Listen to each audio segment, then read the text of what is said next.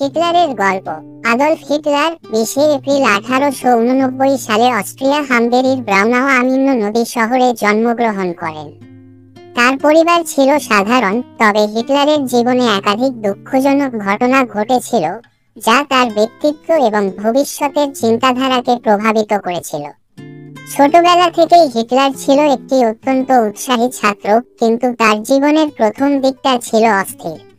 পিতার সঙ্গে সম্পর্ক ভালো ছিল না, কারণ তার বাবা অত্যন্ত কঠোর ছিলেন।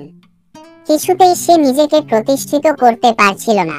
তবে স্কুলের জীবন শেষে সে ভিয়েনার আর্ট একাডেমিতে ভর্তি হতে চেয়েছিল, কিন্তু একাডেমি তাকে প্রবেশের অনুমতি দেয়নি। এটি তার জীবনে একটি বড় আঘাত ছিল এবং তিনি আরো হতাশ হয়ে পড়েছিলেন।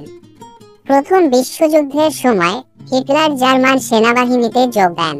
সেখানে তিনি একদিন একটি বেসামরিক চাকরি ছেড়ে সেনাবাহিনীর উদ্দেশ্যে চলে যান। যুদ্ধের সময় তিনি আহত হন, কিন্তু সেখানেই তার জীবন এক নতুন মোড় নেয়।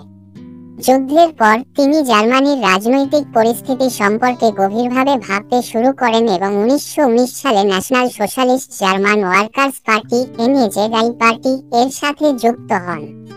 হিটলার রাজনৈতিক অঙ্গনে দ্রুতই জনপ্রিয় হতে শুরু করেন। তার প্রচারণা ছিল অত্যন্ত জোরালো এবং তার বক্তব্যে ছিল অতি রকমের জাতীয়তাবাদী চিন্তা। তিনি বিশ্বাস করতেন যে জার্মান জাতি অতি উচ্চ পর্যায়ের এবং অন্য জাতি, বিশেষ করে ইহুদি সম্প্রদায়, তাদের শত্রু। এই ভাবনাটি তাকে অত্যন্ত ক্ষমতাশালী করে তোলে এবং 1933 সালে হিটলার জার্মানির চ্যান্সেলর হন। হিটলারের ক্ষমতা লাভের পর তিনি তীব্রভাবে মতাদর্শ প্রচার করতে শুরু করেন।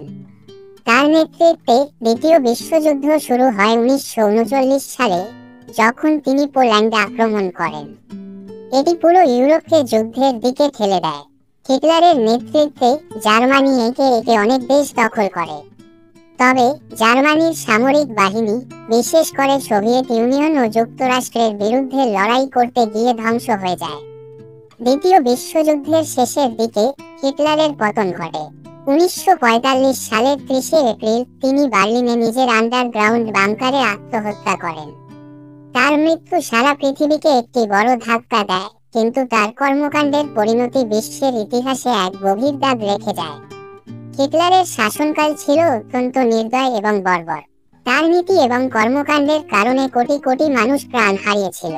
তিনি বিশ্ব ইতিহাসের সবচেয়ে বিতর্কিত এবং ভয়ঙ্কর শাসকদের একজন হিসেবে পরিচিত।